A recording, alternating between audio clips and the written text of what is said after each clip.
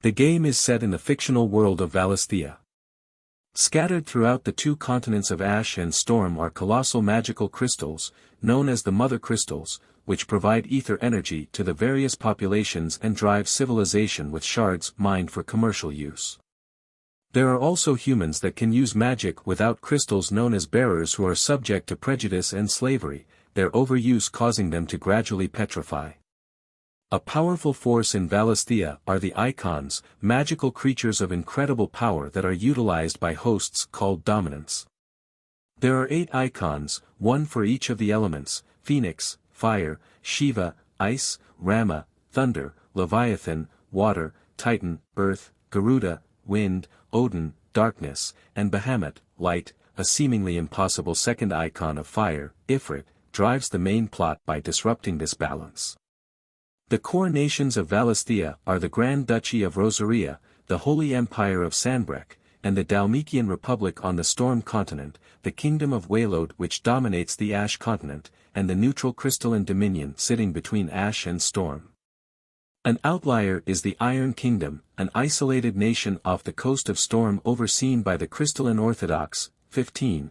In the backstory, an ancient people, humanity's ancestors the Fallen, once dominated Valisthea before a cataclysm destroyed their civilization, leaving ruins across the land. 16. By the game's events, Valisthea is suffering from a depletion of ether dubbed the Blight which withers all life, driving the nations into conflict with each other. Because of their ability to manifest icons, dominants play a key role in the nation's politics and military. Depending on where they are born, dominants are hailed as political leaders, tolerated due to their power, or suffer abuse and are either killed or used as weapons of war. The game's protagonist is Clive Rosefield, firstborn son of Rosaria's ruling family who is passed over as successor when his younger brother Joshua becomes the dominant of Phoenix. While not a dominant, Clive can acquire and wield the power of multiple icons. A future companion of Clive's is his childhood friend Jill Warwick, the eventual dominant of Shiva who spends much of her life as a political hostage. During his travels Clive is joined by his hound, Torgal, and Sidolphus Telamon, dominant of Rama who provides shelter for bearers and dominants, and is an incarnation of a recurring Final Fantasy character. Other prominent characters include Barnabas Tharmer, king of Waelode and dominant of Odin; Benedicta Harmon, a Waelode spy and dominant of Garuda; Hugo Kupka, key political figure in the Dalmatian Republic and dominant of Titan; and Dion Lesage, crown prince of Sanbreque and dominant of Bahamut.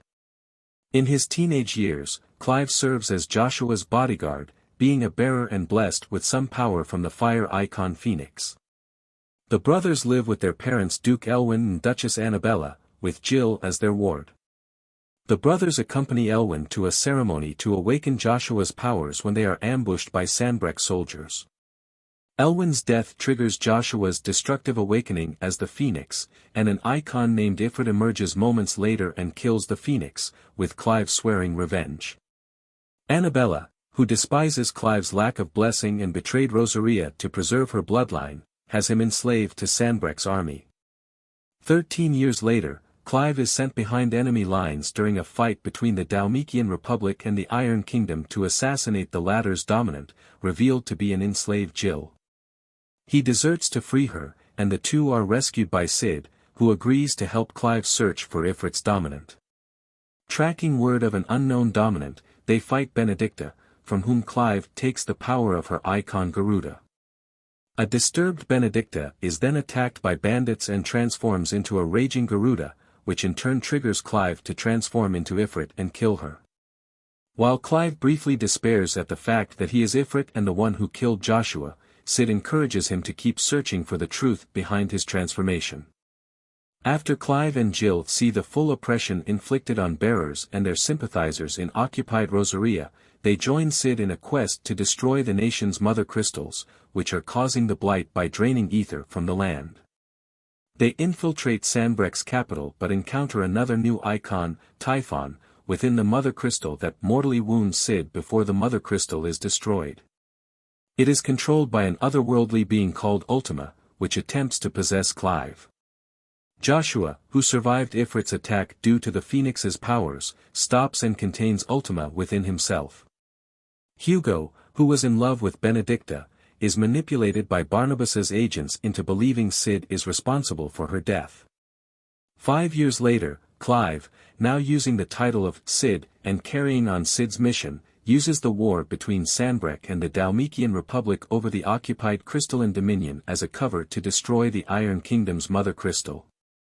Ultima continues working through the worshipping Barnabas and the form of Olivier, Annabella's son by Sanbreque's Emperor Silvestre.